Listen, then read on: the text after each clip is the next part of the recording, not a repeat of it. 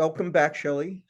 We have Shelly Palmer. We kicked off this new series of video chats with Shelly. I'm calling them 3.0, which is probably a bad pun, but we got to brand it. We launched this new series of newsletters focusing on next generation disruptive media technologies. We've been speaking to Shelly because he's an expert. He's been following us all along. He helps keep me informed, and I recommend you go to shellypalmer.com and sign up for his stuff directly. But this is media posts, bi-weekly, at least once a month, kind of chat with Shelly. And on that note, I'm going to give you not an open-ended question about what's on your mind. I want to ask you what you think about the news today that Elon Musk is launching X.AI tomorrow. And what are the implications of that? As you know, he's been somewhat of a critic of generative AI, even though he was one of the original backers of OpenAI. He's not a big fan of ChatGPT. It's always hard for me to read his signals. I'm just wondering what you think X platform can bring to this already cluttered AI marketplace, and is there a real opportunity there? First of all, X is a dumpster fire. So far be it from me to question the richest man in the world. After all, he's the richest man in the world, and he's obviously smarter than me and you and everybody else. If that's how you keep score. And what he's done to Twitter is criminal. So there's that. His plans for making it a ubiquitous platform that's all things to all people, payment, this, in the fashion of some of the holistic apps you see in Asia, which, are ways that different cultures and people run their lives on various apps there. I think Americans tend not to do single apps. They tend holistic apps. They tend to gravitate towards the most specialized app for the application and thing they want to do. And it's a cultural thing. I don't know that a all-purpose app that's part payment, part shopping, part communication, part blah blah blah is something that there's a demonstrated need for. That said, until you build something, you don't know if there's a demonstrated need. Consumers don't know what they don't know about their own wants and desires. He could have an insight. However, he has not demonstrated to me on Twitter that he has any sense whatsoever of what consumers might want or not want to do with respect to communication with each other or shopping or anything else for that matter. So X.AI or whatever his AI play is going to be. AI is going to be added to toaster ovens, Joe. It's going to be added to pieces of paper. It's going to be added to fill in the blank. You're going to have AI powered puppy dogs. Everyone is using that term however they want to use it. I'll tell you what AI is and isn't. Right now, we are all conscious of a new transformer-based artificial intelligence platform, generative AI, and they're generative pre-trained transformers. These are large language models that have one capability only at the moment, which is they can calculate the next best token that goes into your work product. So it's a word calculator, simply put. Mm-hmm. There is amazing progress being made in text to image, text to video, text to audio, audio cloning, every aspect of generation of output is really improving exponentially. It's fantastic how quickly it's coming. The limitations are yet to be understood. Productivity increases are anticipated, but not demonstrated past a point. What's going to happen when every single thing is as mediocre as you can possibly make? Like everybody writes at an 8th grade level now, and it's, verbose and hard to get through. Like we're nowhere near where this is going to be. So it's early days. Whatever he puts out is going to iterate 1,000 times. And what I think about it couldn't matter less. Well, I asked you because it's topical and it's starting tomorrow. Yeah, whatever. I'm not a big fan of what he's done to Twitter. I don't think that his AI strategy is going to be where everybody's AI strategy is yet to be proven. Oh, everybody's, including the ones that we're, all of our clients, everybody's got a different approach to this. And, yeah, we're going to find out. Well, let me follow up on one of the points you made, which I think was insightful, that it's going to be baked into everything. Is this, we haven't heard about Internet of Things for a while. Is this going to really accelerate the ubiquity of technology that you can interface with everywhere?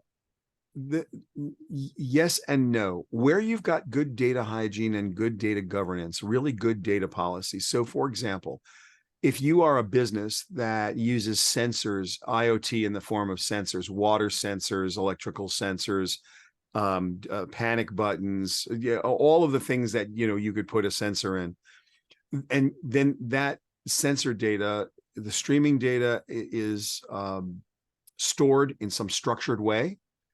You can use large language models as transformation layers. You can use natural language processing tools, including large language models, to literally talk to your data, which means there's a whole new level of product that can be built around your house having a personality and being able to talk to you about how it feels today. So right now you could look at a dashboard and understand that, the basement's a little colder than the bedrooms and the bedrooms are a little more humid than the living room. Like, you could look at a dashboard, but you could get to a point using these tools where you could basically, through some interface, some automatic speech recognition interface with some natural language processing around it, ask your house how it feels. Sure. And it would talk to you about it. So yeah, there's all kinds of fun productization you could do with these tools over IoT. Will they do it? Will people want it? I just think, again, Joe, if you think about product improvement, what's a feature? What's a product? If a generative an AI generative ad on Facebook, where they just announced this a week ago. Right. Take a product image, it'll separate from the background. Put any background you want on it. They're going to change the lighting, make it look right. So your Ford F-150 can be in the tundra, on a campground, on a snowy mountain. It will size the ad however it needs to be sized automatically, and then you write copy, but it will iterate up to 6 times, I think, generative AI copy that will try to do a better job against the target you've chosen. So these automated, highly targeted generative ads, those are world changing. If I was a company trying to build that feature, Facebook just took me out of the business. Yeah, let me ask you on that. I mean, Amazon's already launched a version of that for retail ads, where any small business could go on and look like, with a new product, as good as any brand is depicted online right now. You mentioned that analogy about everybody writing at an 8th grade level now, but won't this technology make everything commodified? I mean, are we going to the regression to the mean, in the sense that everybody's going to have the same superpower? How will it differentiate? You've just said it 100% right. Everybody, if you have the Death Star and no one else has the Death Star, you're Darth Vader and the Emperor. When everybody has a Death Star, it's just another weapon. I mean, everybody's going to have this. So it's Microsoft has announced, it's $30 a seat. You have to buy 300 licenses at a time, but in a few months, you could buy them piecemeal, I'm sure, in a self-serve environment. So if everybody who has Office 365 has Copilot, and everybody who has Google Workspace has Duet or Bard for Workspace, and everybody's got Einstein for Salesforce, and everybody's got Zoom AI to do, like, okay, so now all of a sudden summary emails get better. Everyone can do a summary email of a meeting. What does that do for everybody? So my theory is that the game changer will be this thing called human beings. Look, what we've learned in our practice teaching prompt crafting and prompt engineering, and then workflow and process innovation, because you really shouldn't just improve existing workflows by adding productivity. You should revise the workflows to make them more efficient, and then add these tools. What we found is that people who are great get much greater, like really, really better. People who are good get better, and people who suck still suck. One of the things that has come out of just our doing it every day with our corporate clients, human beings are really special, and subject matter expertise is the magic bullet when it comes to using these tools better than your competitors. Like, the more you know, the more you bring to the party, and the smarter you are, and like the at your job, like the better you are at your job, the better you're going to be with these tools. And I think that it's like stating the obvious, right? You give everybody a hammer, some people are going to build houses with it, some people are going to make little workbenches and not get past that. I mean, this is just another tool, but if great people get really great, it's unbelievable to see what happens when and what's interesting is that I think what's interesting, the same way that music production tools changed who got to be a musician, like DJs got to produce, even though they didn't have Right. formal musical training. Someone who was innately musical could just have pull down menus and buttons to push, and all of a sudden they're making really emotionally satisfying music that people love. That sort of democratized music production in a really interesting way.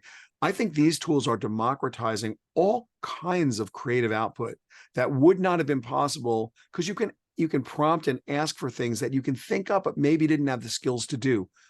That's pretty fascinating. It is. I don't mean to dwell completely on AI, but it seems like our first couple of sessions are doing that. But I want to ask you one last topical question, and if we have time, see what else is on your mind. So this week, President Biden announced an executive order, kind of establishing U.S. policy around AI. Is that just symbolic? Does it mean anything? What's your read on that? So I spent a lot of time reading that EO. Anybody who wants to go to whitehouse.gov, they have a fact sheet there that pretty much summarizes it in a good way.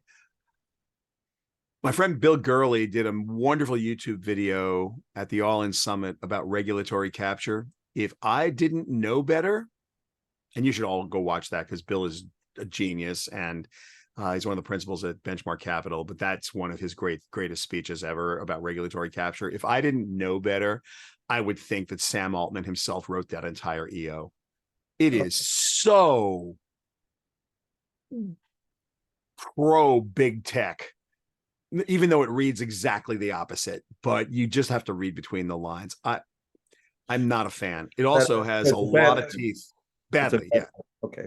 I think it's a bad thing. And then the next day, the vice president forms the AI Safety Institute, which will live under NIST. And they're going to protect us from something, but I'm unclear what it is they're protecting us from right now. So the government's involved.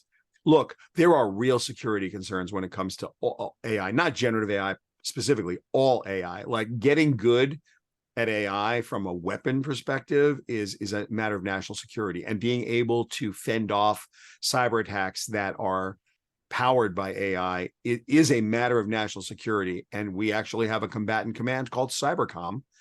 It's the 6th Combatant Command. It was formed years ago, and it is really important. And they're busy, unfortunately, very busy protecting us. I can't stress enough that we live in a very dangerous world, and we are incredibly vulnerable computationally. We're incredibly vulnerable. But I'm not sure that either the EO or the AISI, the AI Safety Institute, are steps in the right or wrong direction. I think time will tell. In my humble experience, government doesn't do everything as well as we hope they would.